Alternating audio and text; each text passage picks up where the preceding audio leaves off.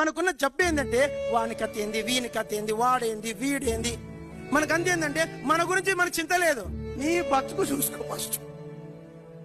నువ్వు పోతావో, ఎత్తబడతావో, పైకి ఎత్తబడతావో. ఓసారి ఎప్పుడో వాక్యం విన్నానండి, గుండె పగిలిపోయింది నాకు. చాలా మంది నరకానికి ఒక వచనం పట్టుకొని పోతారంట క్రైస్తవులు. ఏంటో వచనం అంటే, యేసు రక్తము ప్రతి పాపము నుండి మనల్ని కడిగి పవిత్రులనుగా. ఆ వాక్యం పట్టుకొని నరకానికి పోతారంట. నరకములో కూడా ఆ వాక్యం చెప్తారంట.